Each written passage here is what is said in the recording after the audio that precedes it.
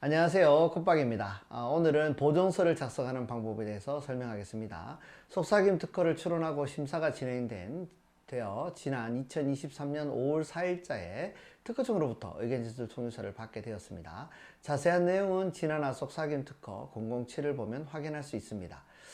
이제 받은 의견 제출 총유서에 대해서 어떻게 대처할 것인가에 대해서 설명하도록 하겠습니다.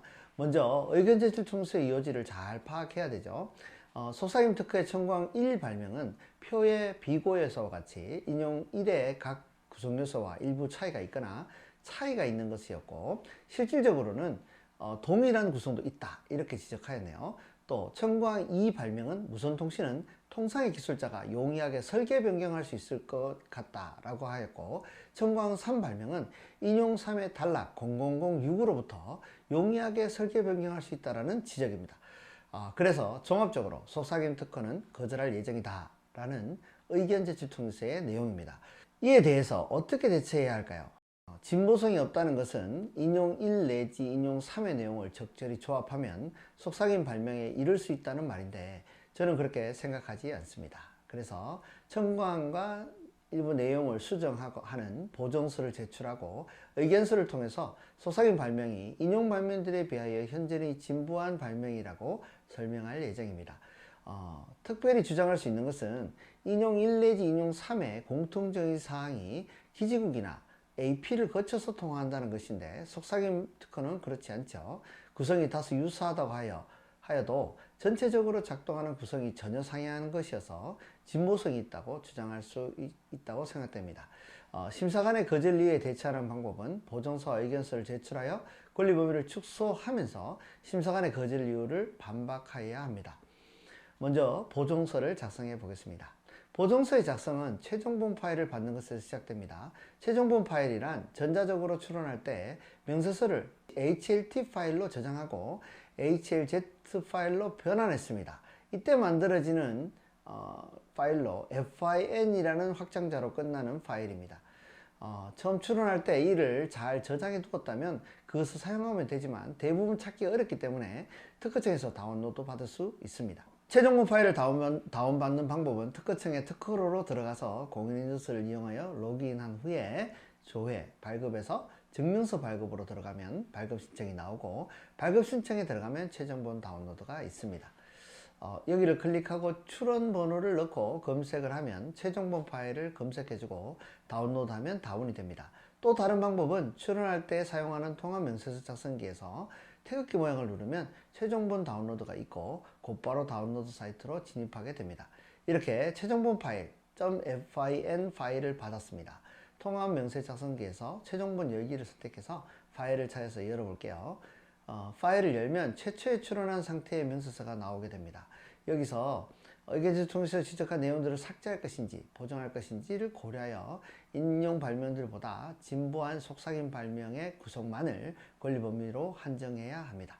다시 말해서 권리 범위를 줄여서 인용 발명들과 차별된 기술을 찾아서 그 부분을 진보한 구성으로 추정해야 한다는 것입니다. 보정을 하기 전에 우선 의견 제출 통지서를 잘 살펴보아서 어떤 것을 삭제하고 어떤 권리를 축소 및 한정할 것인가를 생각해야 합니다. 속삭임 발명의 경우에는 독립 청구항인 청구항 1 발명과 종속 청구항인 청구항 2 발명 및 청구항 3 발명으로 구성되어 있습니다. 만약 청구항 1, 2, 3 발명이 모두 적절하지 않다고 생각된다면 모두 삭제하고 새로운 청구항을 추가할 수도 있습니다. 다만 권리 범위를 넓히지 않으면서 최초 명세서에 있던 내용만으로 청구항을 보정 및 추가가 가능합니다. 이러한 보정은 특허법 제47조의 특허 출원의 보정에서 그 범위나 방법 등을 확인할 수 있습니다. 속삭임 발명의 의견서를 자세히 살펴봤을 때 청구항 1 발명은 그 권리 범위를 축소하고 청구항 2, 3 발명은 삭제하여 권리 범위를 전체적으로 줄이는 방향으로 작성해야 할 것 같습니다. 청구항 1 발명은 의견 제출 통지서의 표 1의 비고에서 일부 차이 및 실질적 동일이라고 지적한 부분에 대해 참고해서 차이가 있는 구성과 일부 차이가 있는 구성의 권리 범위를 좁히고 실질적 동일한 부분은 전체적으로 다름을 강조하여 구성의 차이를 이야기해야 합니다. 권리 범위를 좁힌다는 것은 어떤 것일까요? 어떤 구성의 부가적인 구성이 많이 포함되면 될수록 그 권리 범위는 좁아지는 것입니다. 연필을 예를 들면 흑연과 몸체로 된 구성, 흑연과 육각 몸체로 된 구성, 흑연과 육각 몸체와 지우개가 결합된 구성이 있다고 한다면 부가적인 구성이 더 많은 맨 아래의 권리 범위가 가장 좁은 것이고, 반대로 가장 위에 있는 권리 범위가 가장 넓다고 할 수 있습니다. 권리 범위가 넓다는 것은 침해 영역이 커진다는 말이고, 권리 행사를 하기 쉽다는 것입니다. 그래서 출원인은 늘 권리 범위를 넓히기를 원하고, 심사관은 경쟁사회 질서에서 독점을 부여될 권리를 최대한 좁혀서 허락해주고 싶어 합니다. 그렇다면 속사임 발명이 청구한 청구항 1의 권리 범위는 어떻게 되어 있나요? 대기 단계, 접속 시도 단계, 연결 성공 단계로 방법 발명으로 구성되어 있고, 이러한 연결 성공 단계에서는 근거리 통신 장치를 통해서 서로 연결되고, 사용자는 이어폰을 통해서 오픈 음성 통신이 가능하도록 구성되어 있습니다. 심사관은 대기 단계, 접속 시도 단계, 연결 성공 단계를 인용 발명 1회 단략 0044와 일부 차이 혹은 차이로 평가하고 있으므로 이 부분의 구성은 그대로 두고 연결 성공 단계를 좀 더 구체적으로 한정하도록 하겠습니다.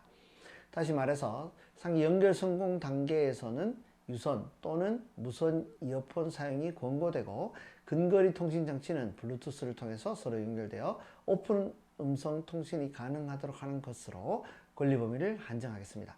정리해보면 청구항 2, 3은 삭제하고 청구항 1의 권리 범위에 있어서 연결 성공 단계의 권리 범위를 축소 한정하는 것으로 보정하였습니다. 통합명세서 작성기에서 최종본을 부른 상태에서 청구항 1을 수정하고 청구항 2, 3을 삭제한 후에 보정서 생성 버튼을 클릭하면 .dta라는 파일이 만들어지게 됩니다. 보정서의 작성이 완료되었습니다. 이제 보정서를 제출해야 합니다. 보정서의 제출은 역시 통합서식 작성기를 통해서 하는 것으로, 통합서식 작성기에서 국내 중간 서식을 클릭하고 특허 실용 신안을 클릭한 다음 보정서를 더블 클릭하면 보정서라는 제목의 파일이 나옵니다. 먼저 제출일을 기재하는데 특허 고객번호, 이름을 넣고 사건과의 관계를 출원인으로 기재하시면 됩니다. 사건의 표시에 출원번호와 출원일자를 넣고 제출 종류에는 통지서를 선택해 주세요. 그리고 제출 원인이 된 서류에 접수번호가 나오는데, 이것은 의결 제출 통지서 왼쪽 맨 상단에 있는 번호를 기재합니다. 수수료는 4,000원입니다. 맨 마지막 하단에 있는 요약서 또는 별지라는 부분에서 찾기를 클릭하고 좀 전에 만들어 두었던 디테일을 찾아서 여기에 첨부합니다. 이렇게 하고 문서 제출을 누르면 공인인증서로 공인인증을 하고 제출하면서 보정서가 제출되는 것입니다. 이번 화는 여기까지입니다. 다음 화에는 속삭임 특허의 의견서를 작성하면서 그 작성 및 제출 방법을 알려드리도록 하겠습니다. 감사합니다.